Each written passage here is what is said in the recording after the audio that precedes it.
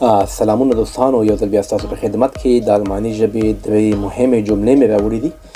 دوستانو، کله چې موږ له چا څخه پوښتنه کوو یا له موږ څخه څوک پوښتنه کوي چې آیا ته په الماني ژبه خبرې کولی شې، نو دغه جمله په الماني ژبه باندې څنګه ویل کېږي؟ داسې ویل کېږي: Kannst du Deutsch sprechen؟ وایي آیا ته په الماني ژبه خبرې کولی شې؟ که چېرته تاسو وایي هو زه خبرې کولی شم خو لږ کولی شم، ډېرې نه شم کولی، په الماني ژبه باندې داسې وایو: Ja, ich kann Deutsch sprechen, aber ein bisschen. Ich kann Deutsch sprechen, aber ein bisschen. وایي زه په الماني ژبه خبرې کولی شم خو لږ. که چېرې تاسو وایي چې نه زه په الماني ژبه خبرې نشم کولی، نو داسې وایو: Nein, ich kann nicht Deutsch sprechen. Nein, ich kann nicht Deutsch sprechen.